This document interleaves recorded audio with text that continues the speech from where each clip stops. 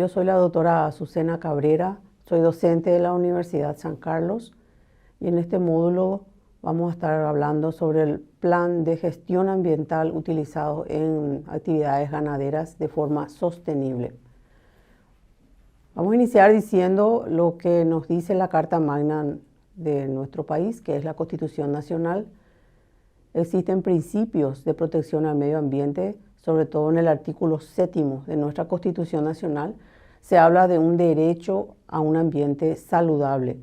En ese sentido, todas las personas tenemos derecho a habitar en un ambiente saludable y ecológicamente equilibrado. El artículo 8 también se refiere específicamente a la protección ambiental y las actividades susceptibles de producir alguna alteración deben estar reguladas por la ley. Esta podrá restringir o prohibir aquellas actividades que considere peligrosas o no adecuadas para la protección del ambiente.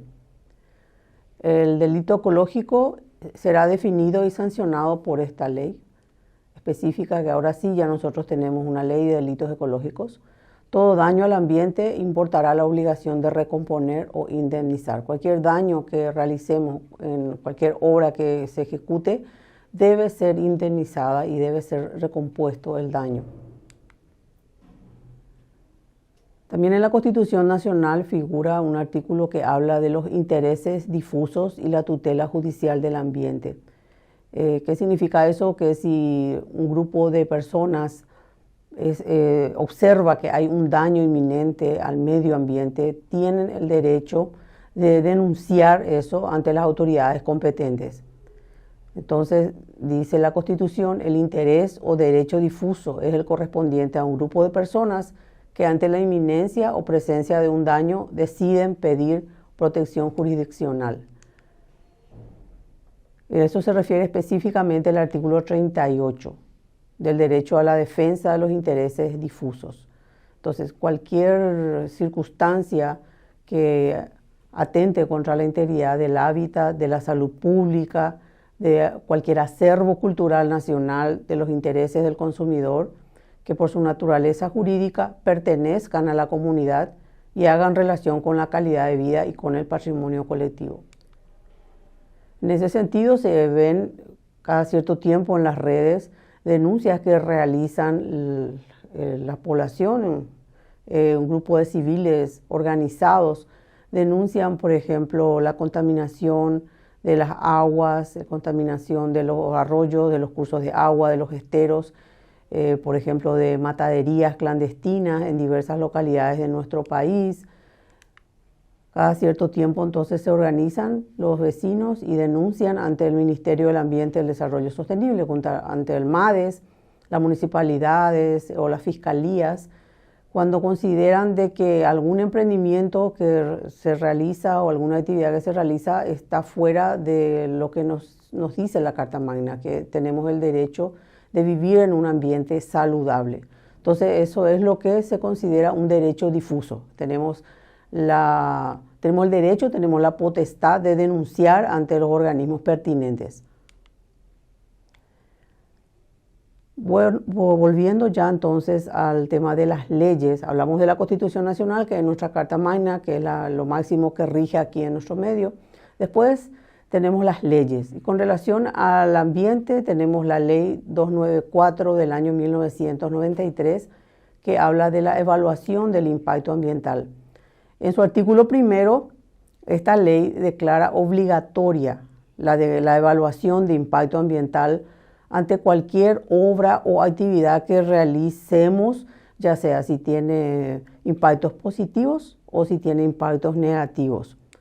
Todo debe estar especificado ahí. En el artículo segundo dice, se entenderá por evaluación de impacto ambiental el estudio científico que permita identificar, prever y estimar impactos ambientales en toda obra o actividad proyectada o en ejecución.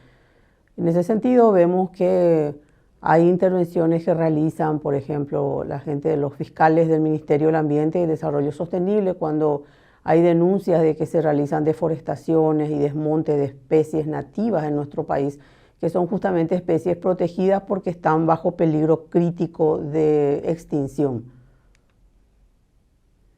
En el artículo 7º de la Ley 294 habla de que se requerirá evaluación de impacto ambiental en las obras o actividades públicas o privadas. Con relación a eso, en el inciso B se refiere a la explotación agrícola, ganadera, forestal y granjera específicamente.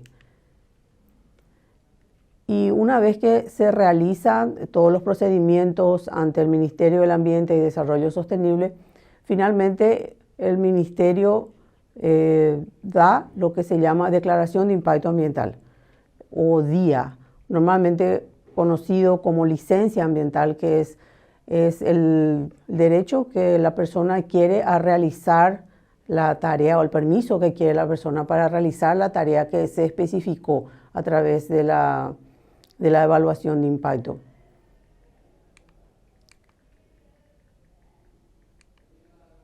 Y la declaración de impacto ambiental es el documento que otorgará al solicitante la licencia para iniciar o proseguir la obra o actividad que ejecute el proyecto evaluado, bajo la obligación de un cumplimiento del plan de gestión ambiental, que a eso es lo que vamos a referirnos específicamente con relación a ganadería. Entonces, una vez que el MADES, que es el Ministerio de Ambiente y Desarrollo Sostenible, ya otorgó la licencia ambiental al propietario del establecimiento que quiere iniciar o continuar algún tipo de actividad, pero tiene que cumplir la obligación de presentar cada cierto tiempo cómo está ejecutando el plan de gestión ambiental de ese establecimiento. También si es que este propietario quiere obtener algún tipo de crédito, de garantía, algún préstamo para obtención de subsidios, etcétera, la institución donde presente sus papeles le va a exigir también la presentación de la licencia ambiental de un determinado emprendimiento u obra que la persona quiera hacer. Entonces vemos que cómo viene el orden de prelación de las leyes. Entonces tenemos, ya dijimos, lo primero la Constitución Nacional, después viene la ley. En este caso hablamos de la ley número 294 del año 1993, que habla de evaluación de impacto ambiental.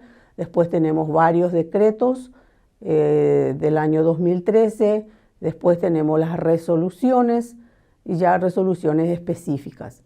Con relación a eso tenemos el decreto 954 del año 2013, establece en el inciso 2 de su artículo 2 cuáles son las actividades que requerirán la declaración de impacto ambiental. Habla de las reforestaciones o forestaciones que se establezcan en forma de monocultivos en superficies mayores a 1000 hectáreas. Y en su inciso 3 habla de que también se requerirá una licencia ambiental en aquellas granjas de producción intensiva de animales con fines comerciales de más de 1000 metros cuadrados de superficie. Sabemos que las producciones en forma intensiva son aquellos que generan muchas veces olores fuertes o efluentes que deben ser manejados en forma conveniente. Entonces, por eso también establece este decreto que las granjas de producción intensiva deben tener una declaración de impacto ambiental. En el número 4 del artículo 2 habla también de que el aprovechamiento racional de los humedales, ya sea para desecación de cultivo o alguna otra actividad, también debe tener una licencia ambiental. Y finalmente, toda evaluación de impacto ambiental debe tener lo que se llama relatorio de impacto ambiental o el RIMA. Y todos los relatorios de impacto ambiental que presenten el proponente y el consultor ambiental deben ser elevados a la plataforma del ministerio. Es decir, cualquier ciudadano que esté interesado en conocer cómo va un proyecto de producción, ya sea agrícola, ganadera, forestal, etcétera, él puede acceder a través de la página del MADES al RIMA, que es el Relatorio de Impacto Ambiental, que es como un resumen de todo el estudio que estuvimos hablando anteriormente, ¿verdad? Entonces, continuando con esta resolución, la 245 del año 2015, nos habla de que se estableció el Ministerio de Ambiente y Desarrollo Sostenible, que cuando eso se llamaba todavía Secretaría del Ambiente, estableció un plan de gestión ambiental genérico para actividades ganaderas. Y estableció también una guía de cómo debe ser presentado este plan de gestión ambiental, de tal manera a que los técnicos del MADES vayan a controlar cada cierto tiempo si es que se cumple lo que se había previsto en la licencia ambiental que se le había otorgado al dueño de un establecimiento. Debe figurar aquí los datos generales del establecimiento, como ser el responsable del proyecto, nombre, apellido, fotocopia autenticada de cédula de identidad de la persona, también los datos generales de la propiedad en sí, por ejemplo, la copia del título, copia del contrato de arrendamiento, la ubicación exacta donde se encuentra, en qué distrito, departamento, etc. Por ejemplo, una producción agropecuaria, agrícola ganadera, plan de uso de la tierra, uso de campo natural. Esto está extractado de uno de los relatorios de impacto ambiental que está subido en la página del MADES. Es así como se presentaba, ubicado donde, en el distrito de Benjamín Acebal, departamento del Presidente Aya. Es tan solo un ejemplo de cómo se podría ir presentando. Los datos generales del establecimiento, estos son datos ficticios, pero debe figurar propietario, en este caso un nombre ficticio, el señor Guido Pérez, el consultor ambiental, el señor Adolfo Aquino. La superficie total del establecimiento, en este caso figura que tiene 4.441 hectáreas. ¿Y cuál es el objetivo principal? Es la implementación sostenible de una producción ganadera de alta calidad y rentabilidad, direccionado al mercado nacional e internacional.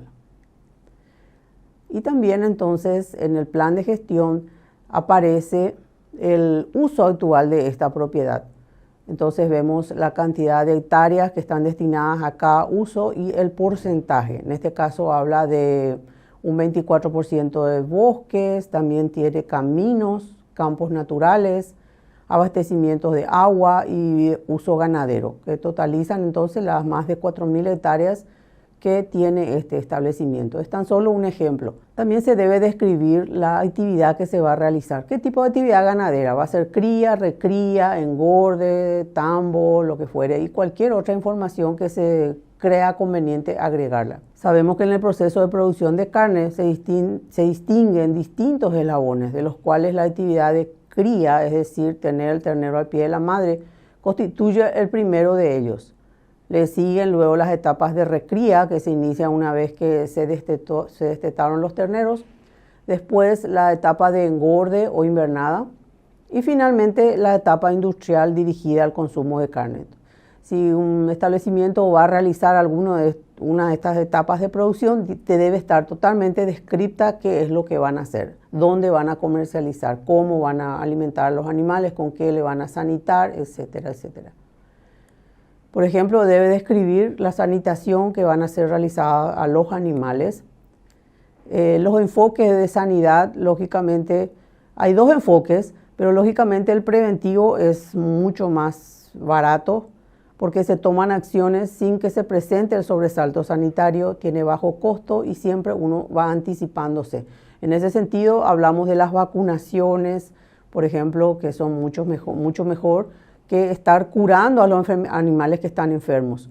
Porque si el enfoque curativo tomáramos, se van a tomar acciones ante un sobresalto o la presencia de la enfermedad. Alto costo de medicamentos, pérdida productiva alta, clínica y subclínica, y ya estaríamos llegando tarde porque muchos animales ya van a enfermar gravemente e inclusive morir. Entonces estos son los enfoques de sanidad que se tienen y siempre se va a preferir el enfoque preventivo para evitar las situaciones. Aconsejable es realizar un esquema de vacunaciones, en este caso porque se habla de un establecimiento de producción ganadera de carne, entonces vacunación contra el carbunco bacteridiano, también contra enfermedades clostridiales, que incluye todas las enfermedades como el carbunco sintomático, la gangrena gaseosa, tétanos, botulismo, etcétera, que nuestra gente le llama comúnmente manchapé a este tipo de enfermedades. Todas se pueden prevenir y sale mucho más barato y económico a través de las vacunaciones. En el caso de tener, por ejemplo, un sistema de engorde intensivo o feedlot, hay vacunas que ya vienen todas juntas, consociadas, vacunas contra la rinotraqueitis infecciosa, diarrea viral bovina, para influenza, virus respiratorio, etcétera, ya todas juntas. También las vacunas que son obligatorias por parte del SENAXA, como la vacunación contra la fiebre aftosa. Tener siempre presente la refrigeración adecuada de las vacunas. Estas deben estar refrigeradas, nunca deben ser congeladas y siempre se debe mantener la cadena de frío, que lo recomendable es que sea entre 2 grados centígrados a 8 grados centígrados. Esa es la temperatura adecuada de manipulación de los biológicos. Y los lugares de vacunaciones correctos, vemos que siempre se prefiere en la zona escapular o de la paleta y en la tabla del cuello, donde normalmente existe la piel mucho más desprendida, más laxa, y es mucho más fácil realizar las vacunaciones, que generalmente son vía subcutánea. No se recomienda entonces aplicar en la zona dorso lumbar, del dorso y el lomo de los animales, también en la zona de la grupa no es aconsejable, ni en la jiba de los animales. ¿Por qué? Porque ahí estaríamos desvalorizando el cuero y o también creando abscesos u otras lesiones a esos lugares donde la carne es de mucho mayor calidad. El manejo correcto durante las vacunaciones puede ocasionar, por ejemplo, fallas en la inmunización de los animales en caso de, por ejemplo, no conservar la cadena de frío o utilizar elementos que no reúnen las condiciones de higiene necesarias, como agujas que ya están sucias. Habría que desinfectar las agujas o cambiar las agujas cada cierto número de animales. También tienen impactos negativos en la calidad del cuero, la carne, causan pérdidas económicas para los productores y los frigoríficos. También las desparasitaciones internas que se suelen realizar a los animales, ya sea a través de inyecciones como la ivermectina u otros, y los baños antiparasitarios externos que también se suelen usar. Hay varias formas, hay formas de realizarlas a través de duchas, siempre respetando el bienestar animal. La aplicación de reconstituyentes se hará solamente si fuere necesario en caso de que, por ejemplo, habría una deficiencia de nutrición o los animales están saliendo de algún cuadro patológico. Solamente en esos casos se recomienda la aplicación de vitaminas, minerales, etcétera, solamente en caso necesario. También dentro del plan de gestión ganadera deben figurar todas las actividades previstas de ser realizadas. Por ejemplo, si se van a implantar pasturas, se debe especificar cómo será la preparación de suelo, qué tipo de fertilización se va a hacer para posteriormente implantar las pasturas donde van a ser mantenidos los animales, de qué manera se van a cargar los potreros, la cantidad de animales, densidad animal, el tipo de rotación que van a tener los potreros, que podría ser una rotación alterna, una rotación continua, etcétera, debe ser totalmente especificado. El control de malezas, ¿cómo se realizaría? El control puede ser en forma manual, que es un poco difícil porque si es una superficie muy grande y si la extensión de terreno ya es muy grande, entonces se prefiere un control químico a través de los defensivos agrícolas, de tal manera a posibilitar un mejor desarrollo de las pasturas. En ese sentido, las personas que están manejando los insumos químicos, habría que instruirlos y proporcionarles la vestimenta adecuada de tal manera que ellos estén bien protegidos. Acordémonos que son productos químicos que pueden tener efectos sobre las personas. Entonces, si hablamos del desarrollo sostenible, acordémonos de que uno de los pilares del desarrollo sostenible era el desarrollo social, es decir, el cuidar a las personas que están trabajando en un establecimiento. También dentro de las actividades debe ser especificada qué tipo de alimentación se le va a dar a los animales, qué tipo de forrajes y los balanceados, cómo van a ser elaborados o bien van a ser adquiridos de un comercio. ¿Cuáles son las formas de trabajar? Vamos a hacer la parte de cría, vamos a hacer recría o terminación o solamente cría. Hay establecimientos que se dedican solamente a hacer terminación, entonces solamente esa parte van a especificar, o si no, si hacen toda la cadena, debe ser especificada cada actividad cómo va a ser realizada. Cómo se hará la compra y comercialización de los animales. La compra debe ser dicha, especificada, que se realizará de dónde, de alguna feria, de establecimientos vecinos, etcétera. ¿Cómo se va a realizar la comercialización? Se van a dar a consignatarios, se van a enviar a ferias, etcétera. También dentro de la guía del plan de gestión genérico para actividades ganaderas, dentro del ítem de datos generales, solicita la inclusión de mapas e imágenes. Si son mapas satelitales, mucho mejor. Entonces, deben estar delimitados los perimetrales del establecimiento, y estos mapas deben tener solamente una antigüedad de 2 meses anteriores a la presentación de las documentaciones ante el MADES. En el número 2 del plan de gestión, en el ítem 2 del plan de gestión ambiental, figuran las medidas de protección del suelo. Cómo será el sistema de manejo de campo y descripción del tipo de cobertura, ya sea pastura nativa o cultivada. Cuáles serían las prácticas de manejo adecuadas según las características y limitaciones del uso del suelo. Evitar el sobrepastoreo y la quema de campos. Cómo se realizará el monitoreo de las malezas, la cantidad de potreros que se tendrá. Con relación al manejo del fuego, entonces siempre hay una preocupación general, puesto que hay etapas en donde se ven muchas quemas de campos, y eso está regulado por una ley, que vamos a ver. Dentro de las medidas de protección de los recursos hídricos, recomienda que en caso de ser utilizado un sistema de riego, se debe disponer de un abastecimiento suficiente de agua potable, con instalaciones apropiadas para su almacenamiento y distribución. Con relación también a los recursos hídricos, habla de proteger la calidad de las aguas, reduciendo las perturbaciones de suelo en la cercanía de los cursos de agua y cuencas en general, y respetar las normativas relacionadas a la protección de los márgenes de los cursos de agua. Con relación a eso, entonces sabemos que la ley nos dice que debemos dejar franjas de árboles en forma lateral a los cursos de agua, puesto que eso protege a los cursos de agua, evitando la erosión, la contaminación, conserva la humedad del suelo, evita el arrastre de materiales al cauce, es decir, lo que se llama colmatación, y también protege a la biodiversidad del lugar. Respetar los márgenes de protección de las lagunas, lagos y demás cauces hídricos y nacientes. Hay una ley que establece eso, que es la 4241 de restablecimiento de bosques protectores de cauces hídricos dentro del territorio nacional.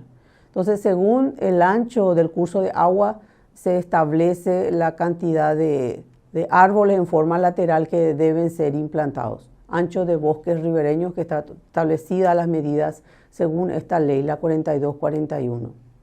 Como otra medida de protección de los recursos hídricos, se aconseja ubicar los abrevaderos o los bebederos para animales en lugares seguros, donde no haya riesgo para los animales o la posibilidad de que se contaminen las fuentes de agua.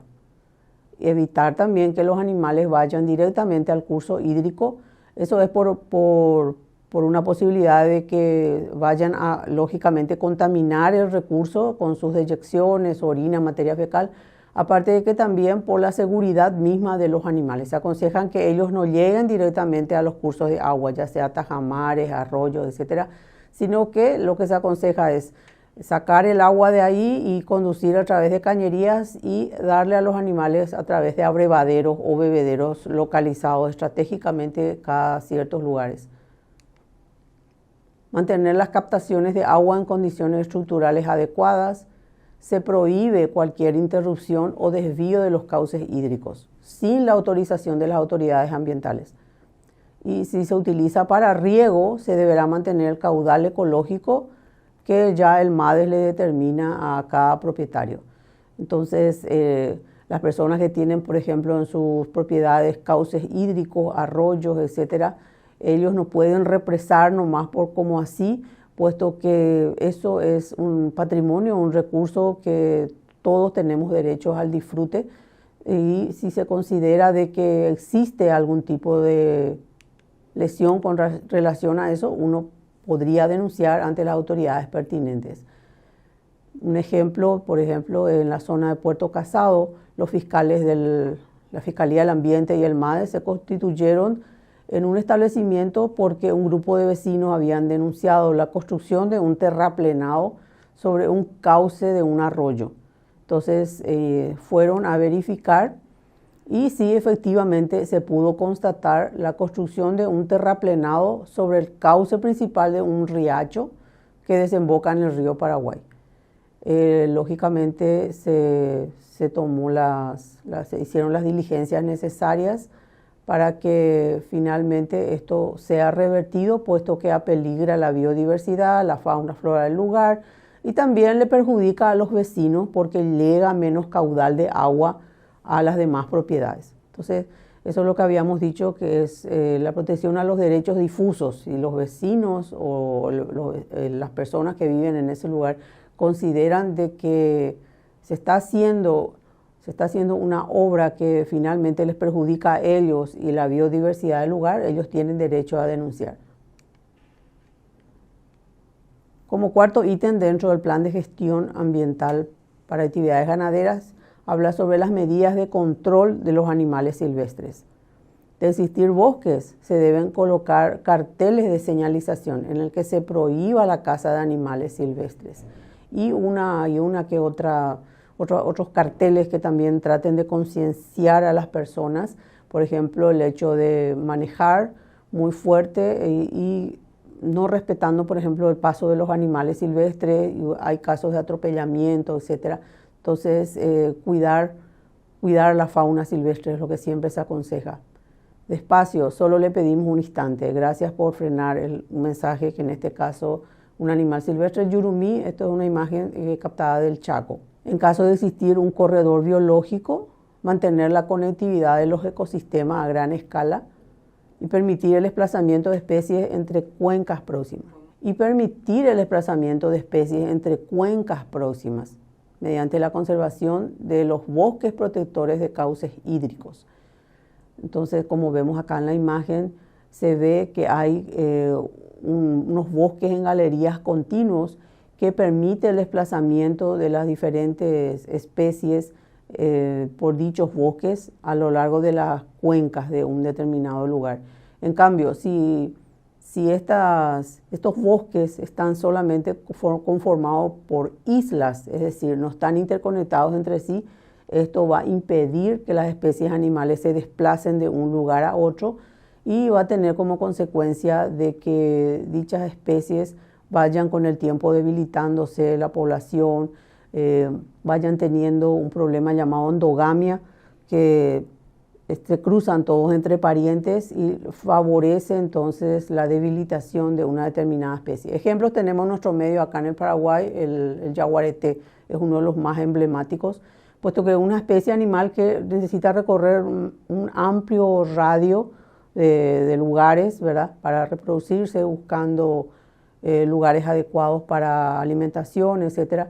Y si no tienen este tipo de conformación de los bosques en galería, entonces se encuentra con el problema de que no tiene mayores oportunidades para alimentarse y reproducirse, lo cual al final conduce a esta especie al peligro de extinción. Favorecer la preservación de los hábitats naturales de las especies amenazadas de extinción, que nosotros en nuestro país tenemos varias. También aquellas especies raras o endémicas, es decir, aquellas especies que solamente existen en un determinado lugar. Entonces, lo que la ley aconseja es permitir que dichas especies se desarrollen en forma adecuada en los lugares. Comunicar al MADES en caso de que en su propiedad sean detectadas especies en peligro de extinción o amenazadas. Y en caso de poseer especies silvestres en cautiverio, se debe dar cumplimiento a lo establecido por la Ley de Vida Silvestre, que es la 9692.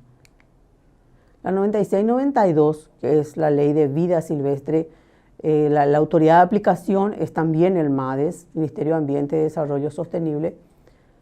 En su artículo 4 dice: se declara de interés social y de utilidad pública la protección, manejo y conservación de la vida silvestre del país, ya sea fauna o flora. Todos los habitantes del Paraguay tienen el deber de proteger la vida silvestre de este país. Tenemos ejemplos, por ejemplo, en los medios periodísticos o en las páginas oficiales del MADES, se lee de que cada cierto tiempo hacen compras simuladas para tratar de rescatar los animales. Recalcan en la página oficial de que el comercio, la caza y el transporte de animales silvestres, aves, reptiles y mamíferos están prohibidos por la Ley 9692 de vida silvestre. Vemos un ejemplo de una compra simulada y lograron rescatar una cría de un animal llamado lobo P, Lontra longicaudis. Y a pesar de que estos animales, este animalito en general, en particular, fue alimentado adecuadamente, tiene una dieta hipercalórica, pero son animales muy gregarios, es decir, se les separa de su hábitat y empiezan ellos a tener problemas de comportamiento. Y lastimosamente en este caso este animal murió, a pesar de todos los cuidados que intentaron darles. Nunca va a poder estar mejor que en su hábitat.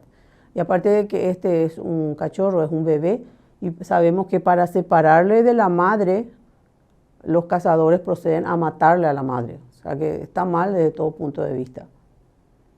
Entonces también el MADES pide la denuncia de la venta de animales silvestres. Ellos tienen portales en la web o aplicaciones, y también a través de las redes sociales se puede denunciar, sobre todo la venta de monos, que es algo que está muy arraigado aquí en nuestro medio, lastimosamente.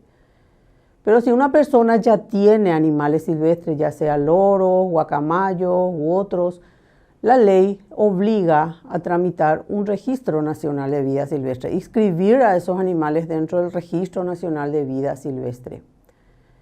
Y a su vez debe pagar un canon de permiso de tenencia de mascotas silvestres. Eso cada año debe ser abonado ese canon. El MADES, ¿qué da a cambio? Asisten a las personas que tienen animales silvestres en el asesoramiento de cómo deben ser mantenidos. Hay zoológicos privados que tienen animales que ya fueron desde pequeños tenidos en cautiverio, ya no van a sobrevivir en la vida silvestre, entonces quedan en cautiverio y asisten a esos lugares los técnicos del MADES y asesoran la forma de alimentación, cómo debe ser el hábitat adecuado para que esos animales sobrevivan en forma adecuada. En el ítem 5 del Plan de Gestión Ambiental Genérico para Actividades Ganaderas se habla del control de los incendios forestales. Dentro del control de incendios forestales, procurar la detección temprana de sucesos de fuego y el rápido acceso de los combatientes al lugar del siniestro a fin de posibilitar un combate oportuno y fácil. Sabemos que, sobre todo en épocas de sequía, el fuego se extiende muy rápidamente y si es que no se toman las acciones necesarias prontamente, esto podría causar muchos inconvenientes, inclusive pérdidas de vidas humanas.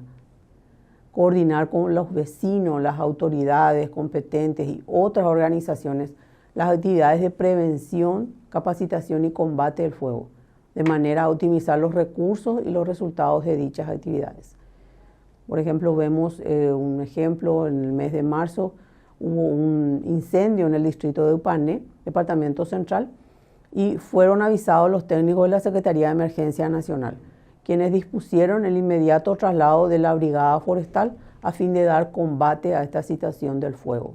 Vemos en imágenes entonces que están combatiendo el fuego, evitando que esto se propague, y conjuntamente con los bomberos de ese distrito de Upané y también pidieron el apoyo de los carros hidrantes de la Itaipú. Entonces se trabaja en forma coordinada para tratar de detener el avance del mismo.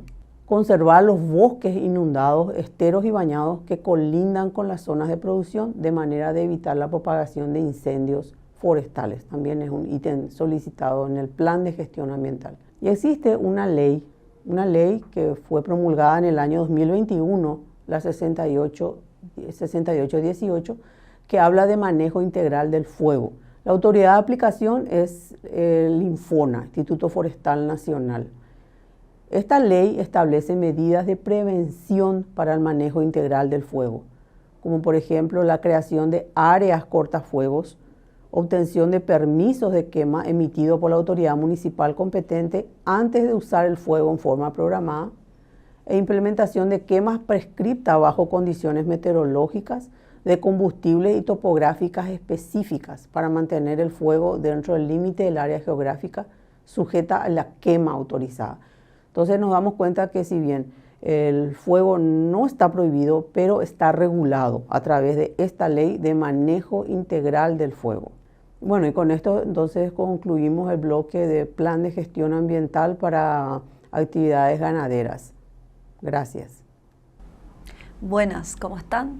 Estamos dentro del marco del programa de promoción y capacitación de buenas prácticas para la producción sostenible, en el cual vamos a estar realizando el plan de gestión ambiental de proyectos ganaderos, del cual vamos a ir hablando, vamos a ir desarrollando ítems muy importantes especialmente para el proceso de gestión ambiental que tiene justamente todo un proceso de planificación dentro específicamente de la ganadería. En primer lugar, vamos a ir charlando sobre una ley muy importante del cual les desglosa varias de nuestras leyes, por lo tanto es la primera que vamos a estar tocando en este programa, del cual es la ley 473 forestal y tiene un decreto reglamentario, la 11.681/75. Esta ley es bastante antigua, es una de las leyes más antiguas que se refiere justamente al aspecto ambiental. Justamente fue una de las que se promulga para la protección del ambiente y de la sostenibilidad. Como pueden ver, consta ya más o menos de los años 73, del cual su objetivo es cuidar justamente los recursos forestales. De ahí el nombre de Ley 422, que siempre se trata bastante sobre esta ley forestal o del bosque. Y a través de ello, claro, los recursos agua, los recursos también suelo, los bosques de protección. Y sabemos nosotros que todos los bosques específicamente son uno de nuestros recursos que protegen otro gran recurso que es el suelo y el agua, del cual justamente se desglosa, como decíamos, gran parte de nuestras leyes ambientales o se complementa con la misma. Esta ley crea el Servicio Forestal Nacional, llamado en aquel entonces justamente Servicio Forestal, y hoy en día nosotros lo conocemos como el Instituto Forestal Nacional, con sus siglas INFONA, también que es la institución justamente del Estado autárquico que se encarga específicamente con el manejo y el uso de los recursos, bosques por sobre todo, y todas las actividades forestales que competen justamente y que se encargan de lo relacionado con el uso y manejo de ellas, los cánones correspondientes, los estudios técnicos, los planes, incluso también aquellos que tienen que ver con las actividades justamente industriales forestales. También se encarga, como decíamos, de cobros, de cánones, se encarga también de dirigir justamente la educación forestal junto con el Ministerio de Educación y Cultura, aprobar planes justamente de manejo forestal, de uso, y habilitar, como decíamos, industrias, entre otras atribuciones, como para tener en cuenta cuál es justamente la función de esta entidad, que a veces no es muy conocida, entonces lo vamos conociendo a través de esta ley que está enmarcada justamente sobre este plan que vamos a tratar un poco sobre el plan de uso de la tierra, que lo llamamos PUP.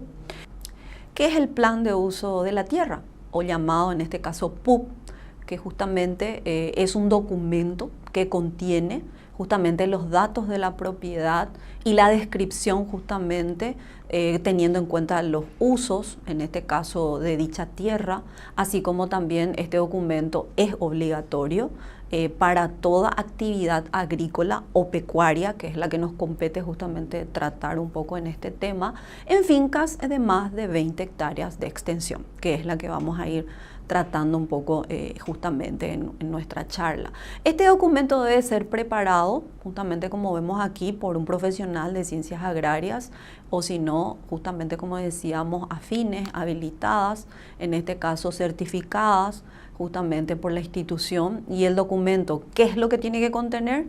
Vamos a enlistar un poco estos ítems que debe contener este documento tan importante que es el PUP, que específicamente todos los productores que tienen justamente esta finca mayor de 20 hectáreas de extensión deben presentar constantemente. Entonces, ¿qué es lo que tiene que tener este documento? Tiene que tener primeramente el nombre, justamente el domicilio del propietario, la ubicación, el área de la propiedad, en este caso, tipos de bosques, que es muy importante especificar. Por eso justamente el profesional debe ser aquel afín a ciencias agrarias, específicamente casi siempre son forestales. De ahí también tiene que tener especies que serán justamente aprovechadas, comercializadas, en este caso del bosque. También tenemos que tener el volumen comercial hecho justamente a partir de un inventario forestal, y de ahí tener el volumen comercial, la duración del plan, que es muy importante que definamos en este plan, el número también de inscripción del registro público forestal, si existe justamente esta intención, como decíamos acá, de dedicarse a la actividad forestal. La persona que en este caso va a ser el consultor tiene que estar con un número de inscripción dentro de un registro y debe contar al día, debe estar en este caso con el canon pagado. También un título de propiedad o poder legal justamente que acredite justamente, como decíamos, al uso de dicha propiedad. También tenemos que tener el plano de la propiedad bien definida, las áreas de aprovechamiento, en este caso de acuerdo con las siguientes escalas. Por ejemplo, una propiedad hasta 5.000 hectáreas, que debe tener más o menos 10.000, que es la propiedad, por ejemplo, de 5.000.1 sería ya más o menos a 20.000 hectáreas, que es lo que más o menos nosotros solemos observar, que van a las escalas de 1.20.000, y propiedades mayor, como decíamos, a 20.000 hectáreas ya en este caso varían ya y van a 1.50.000 de escala, que es lo que normalmente se tiene en cuenta a la hora de la presentación justamente del plano de la propiedad.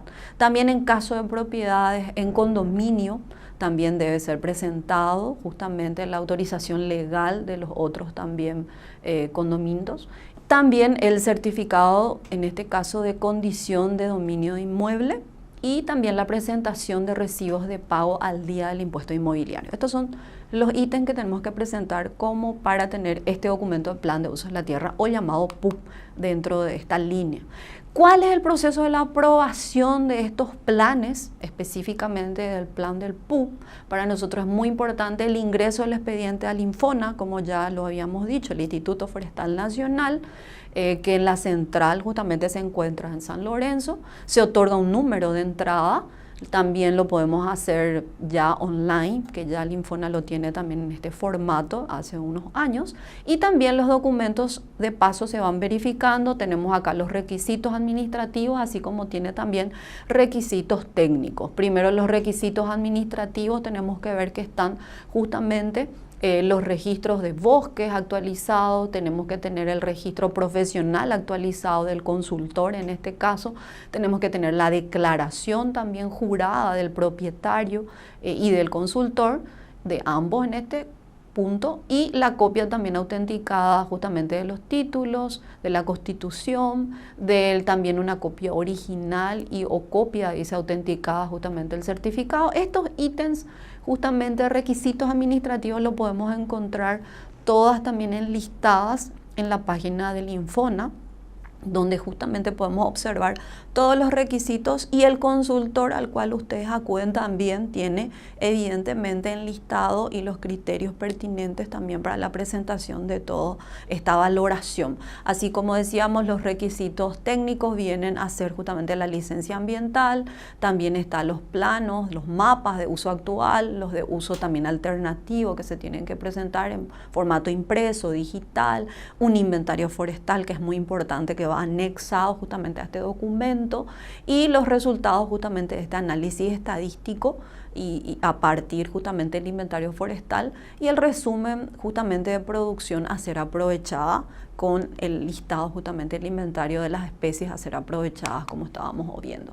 Un ejemplo también de algunos documentos que se puedan presentar, en este caso para el plan de uso de la tierra o PUB, podemos ver justamente que hay ciertos mapas que tienen que ser presentados, donde podemos mostrar el uso actual que tenemos y el uso alternativo, que se puede ir viendo cuáles son justamente las zonas que van a ser aprovechadas, el bosque que va a ser manejado de forma sostenible, y también el bosque que va a quedar como parte de protección, que es también parte de lo que solemos nosotros escuchar, y dentro del plan de uso de la tierra se hace mucho esto específicamente en el Chaco. Vemos justamente uso agropecuario en este ejemplo de las fotografías, podemos ver justamente un bosque nativo, que justamente es lo que veníamos diciendo, para nuestra ley justamente tenemos que manejar el 25%. Eso es parte de lo que ya se viene trabajando hace muchos años dentro de la PUB. Justamente este plan de uso de la tierra concentra y maneja dentro del marco de la ley de los 25% que sí o sí debemos dejar por ley, en este caso en ambas regiones. De ahí también, asimismo, podemos decir que también no se puede desmontar superficies mayores a 100 hectáreas, continuas, como podemos decirlo. En tal caso hay que prácticamente preservar fajas y franjas de bosques de 100 metros de ancho, que es lo que decimos siempre entre parcelas, que podemos ver en esta imagen también es una franja de bosque de 100 de ancho, que es lo que normalmente debe tener como franjas de protección una vez que se realice el plan de uso de la tierra, y tiene que estar bien estructurado, bien observado en la planificación, en los mapas alternativos por sobre todo, qué es lo que queremos hacer y cuál va a ser justamente estas franjas de protección de bosques que tienen que ir justamente en las zonas de alrededor del área de uso productivo, si es que queremos hacer toda esta presentación.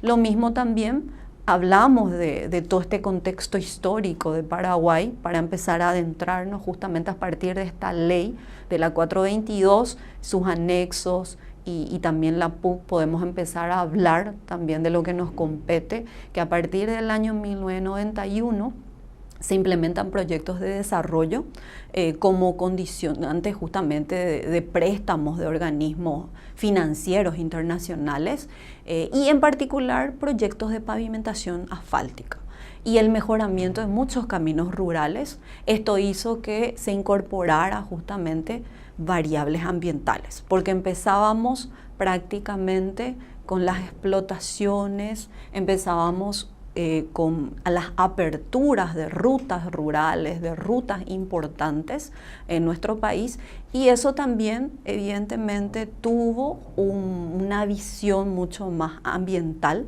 Empezamos a incorporar esta variable como condición indispensable para la ejecución de estos proyectos. De ahí estos proyectos también, como veníamos, de otra naturaleza, no contaban con un EVIA, que seguro habrán escuchado siempre sobre estas siglas, y escuchamos mucho al realizar proyectos, al realizar trabajos, justamente se tienen que tener en cuenta los ítems de lo que son el EVIA. De ahí justamente decimos que estos proyectos de otra naturaleza no contaban con EVIA. En el país no existía prácticamente ninguna ley de evaluación de impacto ambiental, porque a eso le llamamos EVIA, la evaluación de impacto ambiental. No existía todavía en aquel entonces, Y como vemos acá, recordando un poco esta historia y rememorando un poco, el 14 de diciembre de 1993, el Congreso sanciona la Ley 243/93, que es justamente de la evaluación de impacto ambiental, siendo promulgada justamente por el Poder Ejecutivo el 31 de diciembre del mismo año. A partir de ese entonces empezamos a hablar de la Ley 294/93 como una de las leyes, como decíamos, justamente que incorporaba cada vez más esa variable ambiental en todos nuestros proyectos, y desde ese entonces empezamos a tratar sobre esta ley, pero que claro tiene ciertas deficiencias de justamente de ciertas literaturas que vamos viendo, que vamos lanzando justamente, así como también el MADES va un poco también divulgando siempre mejores informaciones sobre esta ley, cambios que ocurren también en estas leyes, decretos que van también reglamentando, mejorando la ley, y claro, tiene ciertas deficiencias, de ahí que colocamos justamente estos ítems como una de las deficiencias de la ley 294/93 del EVIA, que justamente hablábamos, que en el 93 justamente se promulga. Hablamos que los antecedentes justamente dan una idea de que en un tiempo considerable, entre 91 y 96, como vemos acá, se implementó el EVIA, pero sin contar justamente con un marco legal adecuado. De ahí que hablamos un poco de estas deficiencias. Hay una confusión justamente conceptual, como solemos observar, entre lo que es la evaluación de impacto ambiental y lo que es un estudio de impacto ambiental. Entonces, lo que está la EVIA y lo que es el EIA. ¿Qué es el EVIA? En este caso es un instrumento de política ambiental. Es un instrumento que forma parte justamente de un conjunto de procedimientos capaces, como observamos, de asegurar desde justamente el inicio del proceso un examen sistemático de todos los impactos ambientales que puedan ocurrir en este proyecto o en un programa o en un plan o política, y claro, de sus alternativas. Pero ¿qué viene a ser un EIA? Un EIA es uno de los instrumentos más bien del proceso de la evaluación del impacto ambiental. Es parte del EVIA. Y ahí es un poco lo que hacemos, esa pequeña diferenciación de conceptos. Y consiste justamente en el documento técnico. O sea, el EIA es el documento técnico. El EVIA es justamente el instrumento de la política ambiental. El EIA, que es lo que tiene justamente, es un documento científico técnico que tiene todos los análisis justamente de los métodos, procesos, obras o actividades justamente de la autoridad competente, que es con el propósito justamente de decidir sobre la declaración de impacto ambiental, que viene a ser el DIA. De ahí que había siempre una pequeña confusión sobre estos dos conceptos. Entonces, la ausencia de estos términos, a veces de referencia específicas, creaban justamente problemáticas en estos conceptos. Pero como comentaba, el MADES, que es el Ministerio justamente del Ambiente y de Desarrollo Sostenible, justamente va también realizando constantemente y promulgando ciertos decretos que van haciendo esta confrontación de información, y va socializando también con los consultores y con el público, específicamente con aquellos que manejan proyectos, trabajos, para que sea mucho más consolidada esta política ambiental y se desglose ahí lo que decíamos, este documento. También existen las razones para la evaluación del impacto ambiental, lo que veníamos diciendo que es el EVIA. Se relaciona no solo sobre las normas de calidad y la legislación existente, sino deben considerarse también aspectos sugestivos, en este caso, o difíciles justamente de las normas, tales como, por ejemplo, el paisaje, las costumbres lugareñas, que son más subjetivos, la magnitud de la actividad, así como las modificaciones también importantes de las características del ambiente, y también la localización próxima de áreas protegidas, por ejemplo, o recursos naturales. Todos estos ítems deben tener justamente una evaluación de impacto ambiental. Es por eso que hablamos de cuáles son las razones para la evaluación de impacto ambiental. Entonces hay que tener en cuenta todos estos valores a la hora de la decisión justamente tomada. Lo mismo, ¿cuáles son los fundamentos del EVIA? Y bueno, decíamos la evaluación de impacto o de la evaluación de los impactos de las actividades humanas sobre el ambiente, que es lo primero que tenemos que tener en cuenta, porque existen siempre impactos al hacer algún tipo de trabajo, de proyecto, de movimiento, evidentemente que creamos ciertos impactos. Lo mismo también la parte ambiental. El ambiente también entendido como la integración de estos sistemas físicos, biológicos, humanos, y también las relaciones que existen con todos estos sistemas y sus recursos naturales. Y claro, el impacto. El impacto considerado como la alteración positiva o, en este caso, negativa también, de carácter significativo del ambiente por las causas, en este caso, realizadas por el ser humano o causas antrópicas. Y ahí empezamos a hablar cuáles son las características del EVIA. Una vez que hablamos de toda esta ley, cómo fue promulgada, en qué año, sus características, la importancia de ella, empezamos a hablar un poco de las características del EVIA, sus componentes esenciales, cuáles son. Incluye un conjunto de normas legales, un procedimiento administrativo, un informe, en este caso el EIA, y un pronunciamiento sobre los efectos ambientales de una actividad o proyecto, que es lo que tenemos que tener en cuenta en este documento. El informe del EIA, como decíamos, es un elemento central del proceso del EVIA, de esta política, mediante el cual un grupo de expertos de diferentes disciplinas identificadas, normalmente es multidisciplinario la presentación de este documento, pueden o trabajan muchos profesionales de distintas áreas, de distintas disciplinas, dependiendo mucho del tipo de proyecto, como para hacer la presentación de esta documentación. Y los efectos ambientales tienen que estar evidentemente bien definidas. Todas estas acciones humanas que impactan en nuestro proyecto tienen que estar evidentemente todas bien enmarcadas, también cuantificadas, y también por sobre todo la proposición o la proponencia, en este caso, de las medidas correctivas, mitigadoras necesarias, como decíamos, para evitar los impactos negativos y optimizar los aspectos positivos. Esa es justamente las características esenciales de la presentación del EIA. Entonces de ahí justamente se desglosa también el pronunciamiento de que dicta justamente o informa sobre la calidad del análisis y sobre la aceptabilidad también de los impactos de la actividad sobre el entorno que veníamos diciendo, sobre estos sistemas, incluyendo también las modificaciones necesarias, como decíamos, para mitigar, corregir o compensar los daños no deseados que hemos realizado o alterado, en este caso, en el ambiente. También la ley que veníamos hablando, la 294/93 de la evaluación de impacto ambiental, tiene una ley también dentro, que es la otra ley también que va de la mano y se complementa, la 345/94, el decreto reglamentario también, la 14.281/96, el decreto 453/13, el decreto 294/13 y la resolución también 245/15, que son varias de ellas ambientalmente complementarias. Es por eso que las colocamos y las vamos a describir en gran parte como para poder entender cuáles son justamente su complementariedad entre todas.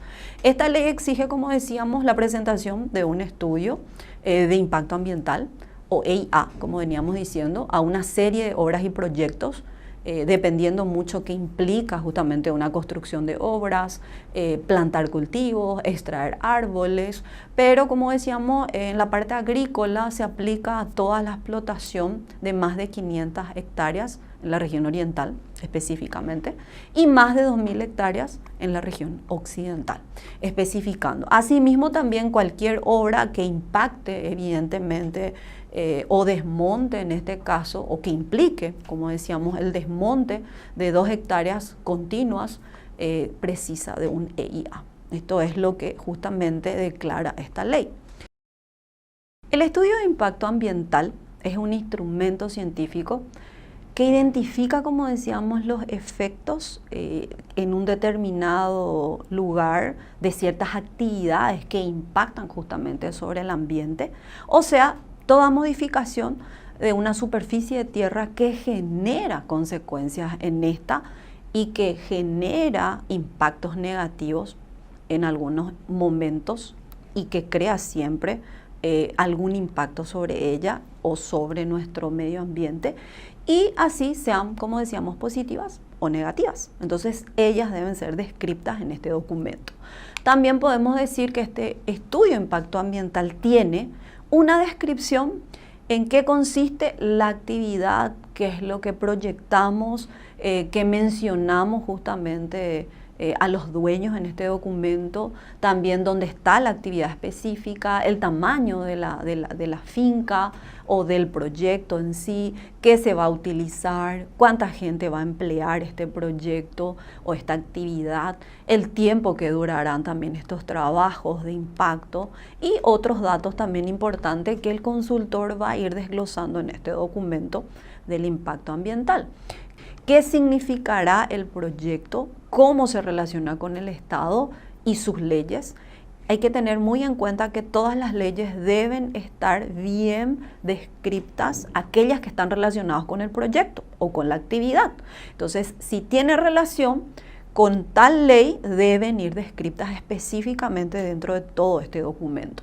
Lo mismo también tiene que estar la descripción del área, como decíamos, dónde se realizará el proyecto, si tiene también un aspecto tal vez social, económico, biológico, geográfico. Todos estos ítems deben estar bien descritos, así como un inventario ambiental, todo lo que existe en esta área, todo lo que va a ser impactado por sobre todo, tiene que estar descrito justamente, o lo que tenía antes de este proyecto por sobre todo.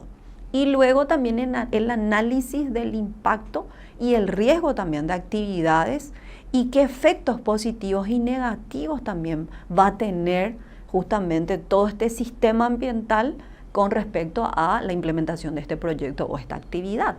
El plan de gestión ambiental. Empezamos a desglosar justamente al plan de gestión ambiental, que es lo que nos compete en el tema, y empezamos a hablar que justamente este plan de gestión ambiental, dentro de este estudio de impacto ambiental, tiene que estar descrito. ¿Y qué es lo que tiene dentro de ella? Tiene las medidas, en este caso, que evitarán las consecuencias negativas. Y ahí es donde vamos a encontrar cómo también las quiere reparar, cómo las quiere compensar y cómo las quiere mitigar. Entonces, toda esa documentación tiene que estar bien desglosado con estas medidas dentro de lo que nosotros llamamos plan de gestión ambiental. También tiene que tener alternativas también del proyecto e ideas de cómo estaría la zona si el proyecto no se llevara a cabo, por ejemplo. También eso también tendría que estar descrito o deberíamos tener en cuenta dentro de nuestro estudio. También debe estar el relatorio.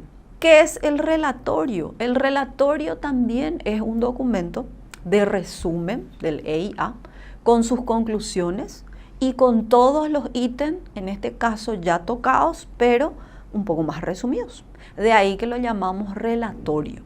Luego tenemos justamente cómo realizamos el EIA para tener en cuenta todos estos pasos, ¿verdad? ¿Cómo realizar la EIA? Es decir, la evaluación de impacto ambiental. En primer lugar, el propietario de la finca o propietarios deben designar un responsable del proyecto que estará justamente asesorado por un consultor reconocido por el MADES, el Ministerio del Ambiente. El procedimiento administrativo justamente se denomina evaluación de impacto ambiental.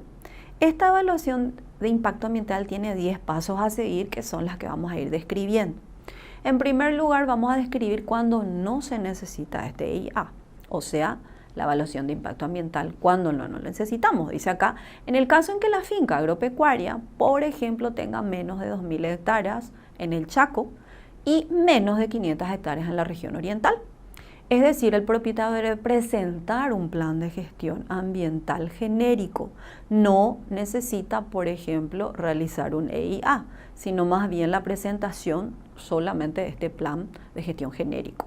Es decir, debe también contener qué cosas este plan de gestión genérico debe tener también los planes de monitoreo, debe tener los planes de control, de mitigación, de compensación, de acuerdo a todos los impactos enlistados negativos, por ejemplo, de la obra, y claro, al lado todos los ítems que puedan hacer esta compensación o mitigación, como veníamos diciendo. Esto se hace justamente en forma de declaración jurada.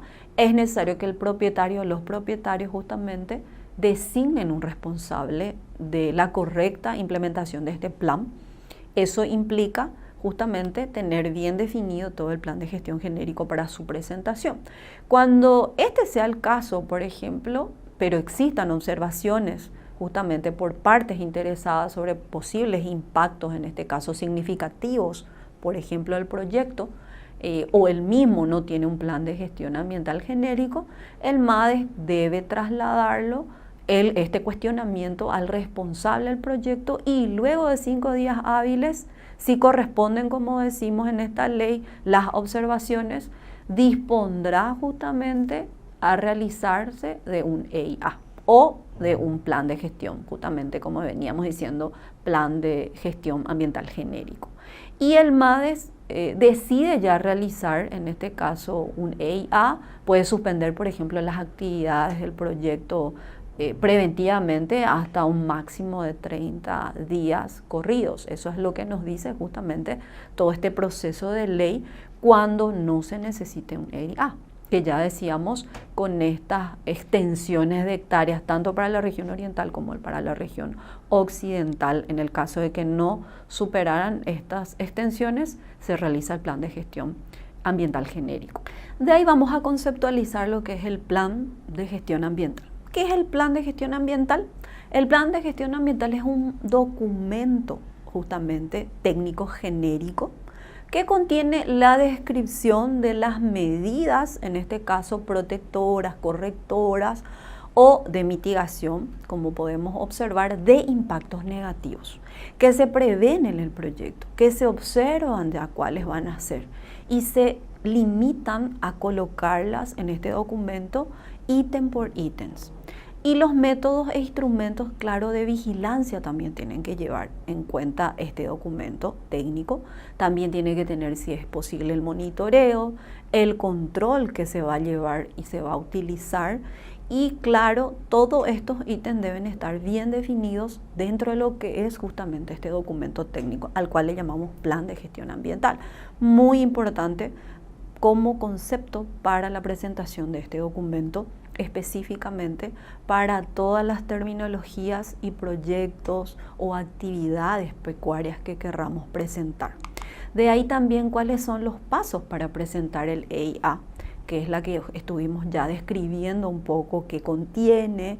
Ahora vamos a presentar cuáles son los pasos para la presentación y dentro, claro, de este documento, el EIA, se presenta también el plan de gestión ambiental. Pasos para presentar el EIA o evaluación de impacto ambiental. El primer paso en este caso es la presentación del documento, en este caso, o documentos que van a ser presentados en la mesa de entrada del MADES. Estos documentos se denominan estudio de impacto ambiental preliminar. ¿Por qué preliminar? Porque tiene que ser observado en primer lugar, como vemos, justamente por la dirección encargada de hacer todo este seguimiento, es la Dirección General de Control de Calidad Ambiental y de Recursos Naturales, que tiene sus siglas DGCCC ARN. Esta dirección es la que recibe toda esta documentación. De igual forma, también ya existe ahora también toda la parte online, o sea, virtual. El MADES también ya tiene su página en el cual uno ya no presenta directamente todo el documento físico, sino más bien toda una documentación virtual online, pero se presenta también de forma preliminar, se sigue llamando estudio de impacto ambiental preliminar y se presenta dentro de estas direcciones, o es ella la que maneja justamente este documento. Segundo paso, es justamente la primera evaluación de esta Dirección General de Control de Calidad Ambiental, que es la que debe evaluar el EIA en un periodo máximo de 20 días hábiles. El tercer paso justamente es las consultas de la Dirección General de Control de Calidad Ambiental de Recursos. Ella es la que efectúa las consultas a quienes considera justamente afectadas por el proyecto o la actividad. Pueden ser personas, comunidades o instituciones o administraciones aledañas justamente al proyecto o actividad que estamos presentando. Deben hacerse las consultas pertinentes.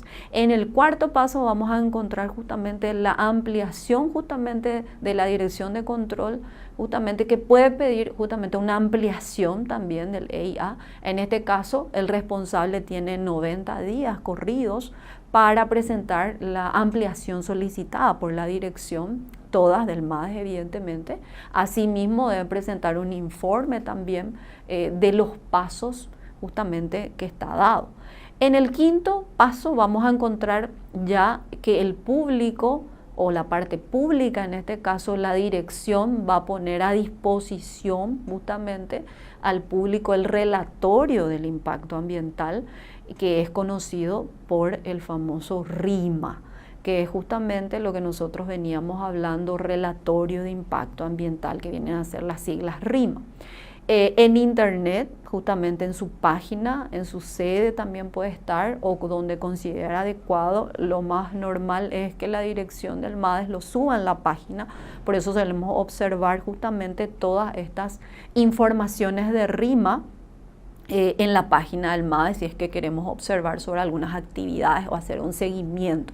Lo mismo se hace una comunicación, como decíamos, en 2 periódicos de gran circulación, en una emisora radial también, y por 3 días suelen ser justamente concurridos para ser observados por el público, y si se tiene algún tipo de cambios, podría, claro, la dirección hacer esa extensión de vuelta.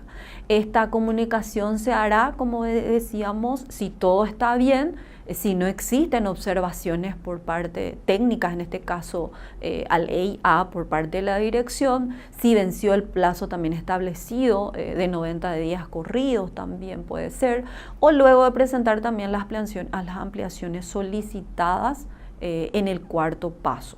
Esta comunicación se hará si todo está bien.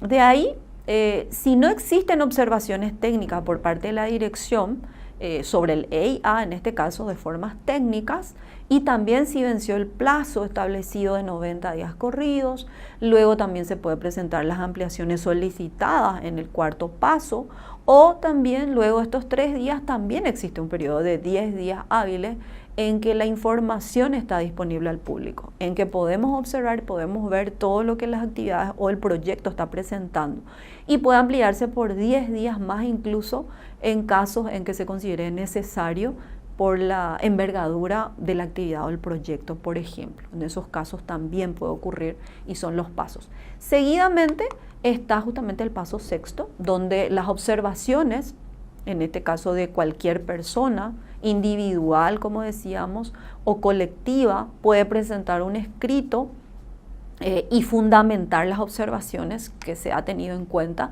y si se dan estas observaciones serán transmitidas al responsable del proyecto en un plazo de 5 días hábiles, y de acuerdo con una evaluación técnica estas observaciones pueden ser incorporadas al EIA si es que así lo fueran necesarios y si la dirección del MADES justamente lo considera pertinente. El sexto paso está la audiencia ya pública, luego de estos periodos de 10 días obligatorios, como veníamos diciendo anteriormente en el paso, 10 días de ampliación si correspondiese, 5 días para responder observaciones también si corresponde.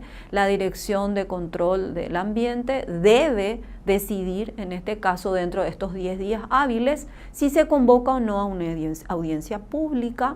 Esta audiencia no consta, o no obstante, en este caso, mejor dicho, no siempre es obligatoria, pero el proyecto en este caso sí afecta, por ejemplo, a comunidades indígenas, si los vecinos del área, por ejemplo, también influencia o tiene confluencia con el proyecto, es aledaño al proyecto y lo solicitan, por ejemplo, por escrito y lo fundamentan, y si existe evidentemente un silencio en esos 10 días hábiles por parte de la dirección en el MADE, se da por sentado en este caso que se decidió no convocar la audiencia pública. Si es convocado desde la dirección, por ejemplo, y lo toma en este caso como parte decisiva de hacer esta audiencia pública, hasta la finalización justamente de la audiencia pública deben pasar, como vemos aquí, a lo sumo 30 días hábiles. Esto es lo que se grafica dentro de todo el proceso del séptimo paso para la realización del EIA. En el octavo paso está la emisión, como veníamos viendo, del DIA, o sea, de la declaración de impacto ambiental a partir de la finalización de la audiencia pública o el fin de los 10 días hábiles, como venimos diciendo, en los cuales se debe decidir sobre este punto y si se mantuvo silencio.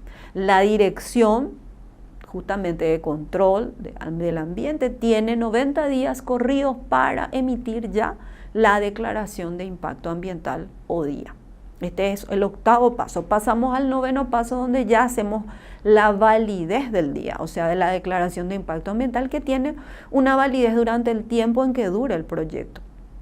En este caso deben presentarse ya auditorías por lo menos una vez cada 5 años. Esa es la parte esencial justamente de todo este EIA dentro de este noveno paso. Y en el décimo paso vemos ya la parte de gastos, de modificaciones, tal vez existe, y todos los gastos de actividades justamente mencionadas en todos estos pasos que deben correr por cuenta ya del proponente o propietario, si así lo fuese, de la finca o del proyecto. Y cualquier modificación al proyecto debe ser comunicado sí o sí a la Dirección de Control del Ambiente y Recursos Naturales en este caso del MADES, que es muy importante tener en cuenta estos ítems. ¿Qué son las observaciones para poder tener en cuenta? Puede ocurrir que existen también ciertas declaraciones de impacto ambiental, como podemos decir, que anteriores, por ejemplo, o promulgadas, en este caso del 18 de diciembre, el decreto ya, en este caso de la 954/13, 2013 en este caso, los responsables deben presentar 3 documentos, aquellos que tengan en cuenta, y hay que dar este punto de observación. Hay una declaración jurada que hay que tener en cuenta para este grupo de personas o proyectos que se presenten justamente declaraciones anteriores a este decreto. Este puede ser una declaración jurada en la que se comunica que no existen cambios, por ejemplo, en el proyecto de efectos negativos posteriores a la emisión ya del DIA. Y también puede ser un plan de gestión ambiental, como veníamos diciendo, en casos en que no se haya o no haya sido preciso realizar un EIA. Ya decíamos que teníamos que presentar un plan de gestión ambiental genérico que proponga un cronograma de auditorías y también una fiscalización in situ, en este caso por parte del MADES. Estas son ciertas observaciones que hay que tener en cuenta también de aquellas declaraciones de impacto ambiental anteriores a esta promulgación de este decreto también.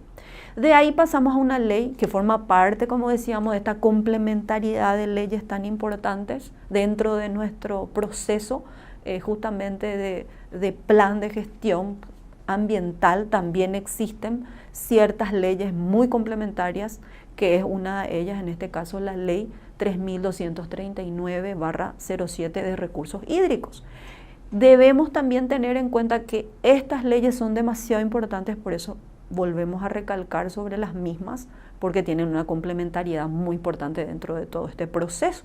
Esta ley tiene como objetivo, como decíamos, proteger y fomentar el uso razonable y sostenible, por sobre todo, de este recurso tan importante que es el agua en el territorio paraguayo. Afirma que todas las aguas son de dominio público y que acceder a ellas es un derecho de todas y todos los ciudadanos paraguayos. Y también reconocer que estos recursos naturales o recurso, en este caso natural que es el agua, son recursos que pueden prácticamente acabarse, finiquitarse, degradarse, son demasiado vulnerables y tienen un valor para la gente y el medio ambiente que es esencial, es un recurso finito, no es un recurso infinito lastimosamente, por ende es un recurso esencial para todos los seres vivos. Esta ley define justamente los términos científicos que hacen el estudio del agua, de modo a dar justamente a entender no solo los conceptos, sino exactamente qué es lo que la ley prescribe dentro de todo este proceso como recurso y sus aspectos, el uso de estos recursos y otras variables también que vamos a mirar. Esta ley, como veníamos diciendo, prescribe una zona, en este caso pública, esto es, como vemos aquí, no poner ninguna barrera que impida, por ejemplo, el paso por el costado de un recurso hídrico. En este caso, en 5 metros a cada lado del cauce, en zonas urbanas, es por ley. Esta ley nos dice que debemos dejar este espaciamiento y la ley prescribe esto. En el caso de cauces de zonas urbanas, son, como decíamos, de 5 metros por lo menos a cada lado, o de 10 metros en zonas rurales, que es lo que solemos observar a veces en algunas imágenes, es la que podemos ver aquí y es la que tenemos que tener en cuenta. Lastimosamente esta ley no tiene demasiada implicancia en muchos territorios o municipios de nuestro país. También podemos decir que existe también esta ley y habla de una franja justamente de protección de 100 metros a cada lado del cauce para proteger zonas de nacientes de agua, por ejemplo, que también lo podemos observar justamente en esta pequeña imagen para poder tener en cuenta justamente estos espacios para cuidado de nuestros recursos y nuestros cauces hídricos. Teniendo en cuenta estos recursos hídricos y su importancia, pusimos como ejemplo, en algunas zonas de nuestro país tenemos una contaminación muy concurrida en algunas zonas de recursos hídricos. Este ejemplo nos da un poco de la pauta que también hace el MADES dentro de todo este proceso de cuidado y sostenibilidad de estos recursos, como en el caso de algunas zonas arroceras.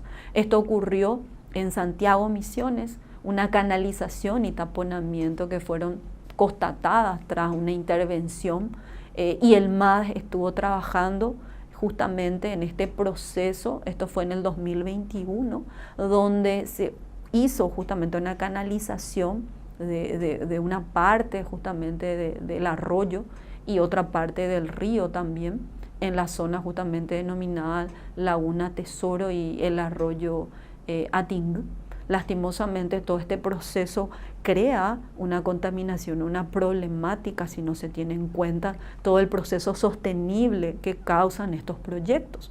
Y dentro de todo el proyecto de ley que veníamos hablando, estos proyectos deben presentarlo. Y el MADES justamente hace este monitoreo, como podemos observar aquí, y hace una constante revisión y control. Y lo debe hacer justamente para mantener nuestro recurso hídrico de una forma mucho más sustentable y mucho más con el uso racional que debería ser tomado como recurso. También la ley número 4241/10 de establecimiento de bosques protectores de cauces hídricos y decreto reglamentario también 9824/12 es una ley, como decíamos, mencionada también complementaria con la 422/73, que es la ley forestal, afirma que sí o sí deben preservarse los bosques naturales en las fincas y de ahí, claro, no solo forestarse o reforestarse en estas superficies mismas, sino más bien esta ley hace que se complemente a la otra ley que es justamente la 422 con la 3239 de recursos hídricos, que justamente hace un punto interesante, es que exime a esta clase de bosques de la presentación de una evaluación de impacto ambiental.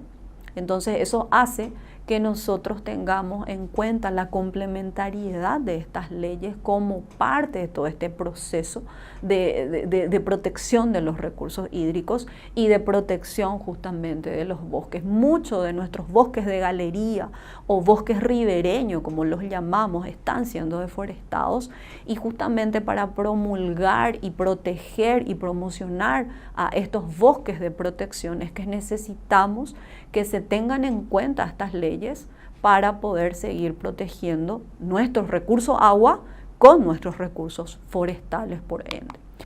Hablando de los anchos de los bosques protectores, hablamos justamente de este ancho que se promulga dentro de esta ley de los cursos de agua.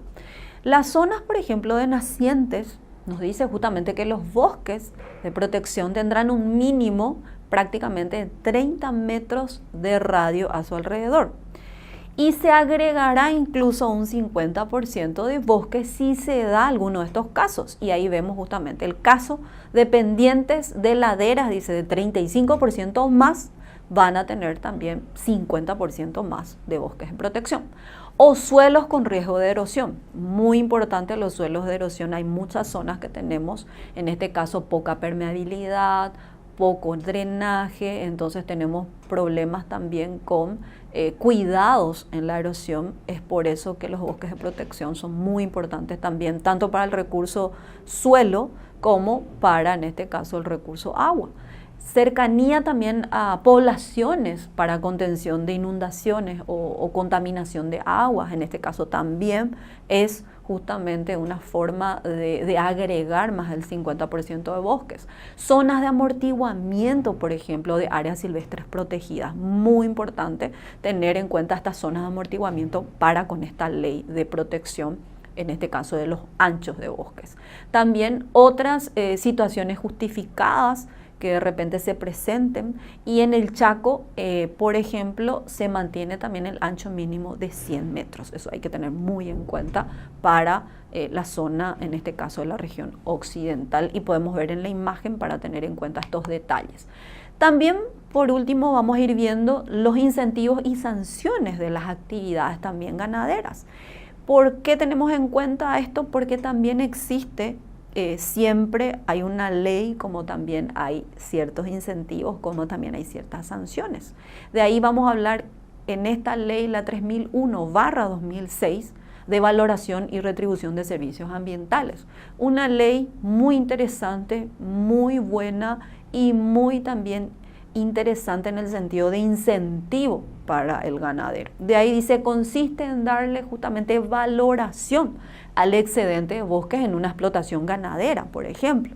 Recordemos que el mínimo de bosque que nosotros tenemos que mantener dentro de nuestra finca es el 25% de la superficie de bosque original de la finca. Eso hay que tener muy en cuenta. Según la ley, que se acuerdan que ya hablábamos en la primera instancia, la 422/73, que es la ley forestal. Si el propietario conserva más, en este caso, de la cuarta parte de todo el bosque, en este caso originalmente ya que había en su finca, la superficie de bosque original, en este caso, y adicional al 25%, por ejemplo, ya es pasible de valoración económica según esta ley. Es decir, ya podemos tener prácticamente una ganancia con este excedente de bosque que estamos teniendo. Y eso hace que podamos utilizar esta ley de la 3001/2006, que es justamente de la valoración y retribución de servicios ambientales a aquellos propietarios ganaderos, por ejemplo, que tengan ese pasible de valoración de bosque. Aparte de las 25 tenemos una adicional, entonces podemos retribuir justamente con este incentivo y dándole una valoración económica que me parece excelente si es que la conocemos muy bien, cosa que muy pocos productores conocen también a veces esta ley, que claro, el MADES lo va incentivando también cada vez más, así como el INFONA dentro de nuestros institutos, para poder justamente hacer este incentivo y cuidado de nuestros recursos naturales y boscosos por sobre todo. De acuerdo con esta ley, los servicios ambientales, ¿qué son? Hablamos de la mitigación de las emisiones de gases de efecto invernadero. Los bosques absorben el dióxido de carbono, que son los gases perjudiciales para el ambiente, y evidentemente al absorberlas también emiten, ¿qué cosa? Oxígeno. Eso hace que gran parte de todos estos bosques hagan ese proceso de mejorar el clima enfriándolo. También que realizan protección de los recursos hídricos, como veníamos diciendo en nuestra ley anterior. También protección y uso sostenible de la biodiversidad, por sobre todo a los animales, a los vegetales, a nuestros recursos, por sobre todo de la biodiversidad. Belleza escénica, belleza del paisaje, protección y recuperación de suelos, como veníamos hablando, mitigación de daños provocados por fenómenos naturales, nuestras cortinas rompeviento, nuestros sistemas también, que a veces normalmente lo hacemos dentro de ese trabajo de sistemas agroforestales, podrían funcionar perfectamente en todo este sistema.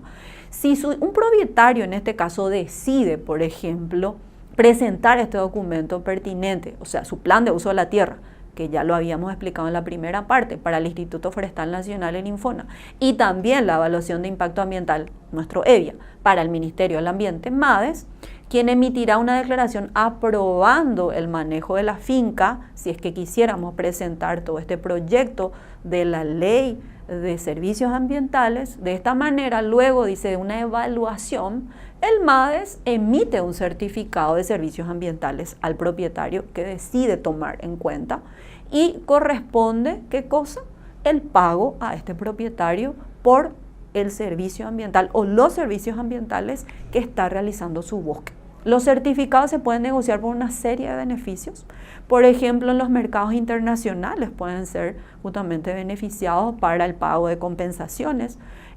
Por ejemplo, para compensar el pago de impuestos también le puede servir al productor.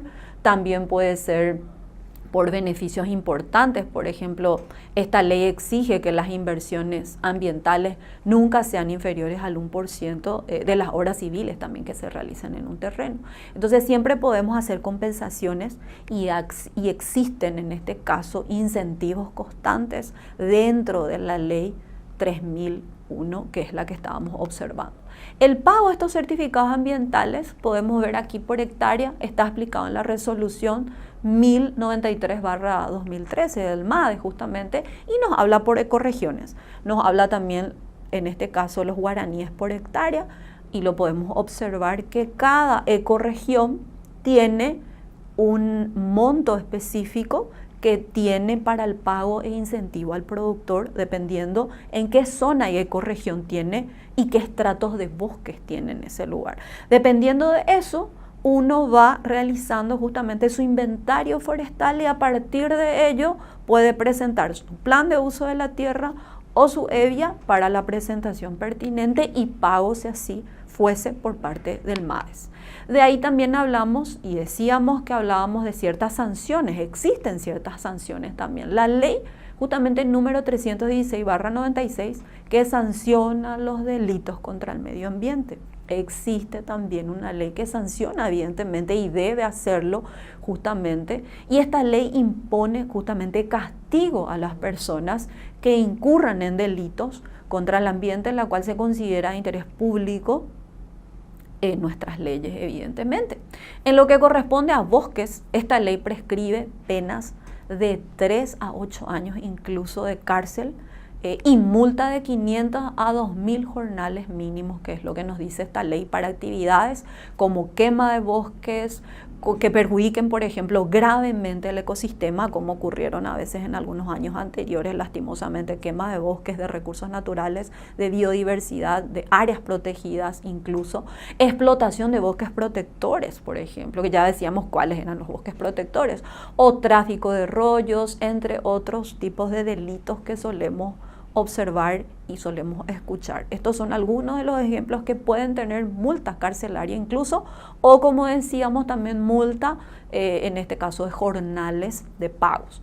Entre 1 año o 5 años incluso de cárcel, dice, y multas de 500 a 1.500 jornales mínimos están expuestas las personas que destruyan especies animales también, o realicen manipulaciones y genéticas también no autorizadas. estamos hablando de animales silvestres sobre todo, o introduzcan al país especies con restricción, en este caso fitosanitaria, o falseen datos en su evaluación de impacto ambiental. Entonces hay que tener muy en cuenta, no podemos falsear ningún dato y eso lo sabemos perfectamente porque hacemos una firma de declaración jurada, justamente por eso dicen no falsear los datos de evaluación de impacto ambiental o eludan también, en este caso, las obligaciones referentes a las medidas de mitigación o compensación que nosotros habíamos descrito en nuestro plan de gestión ambiental. Y esto, evidentemente, si estamos eludiendo o no estamos cumpliendo, pueden evidentemente crear multas sobre estas personas e incluso sobre el consultor. Asimismo, se considera gravemente el delito de casos en el que se violen tratados internacionales, en lo que perjudiquen también reservas naturales o en los casos también en que se deterioren cursos de agua, se contamine, por ejemplo. Entonces, todos estos casos también son muy importantes hablar de las sanciones contra el medio ambiente y esta ley lo prescribe.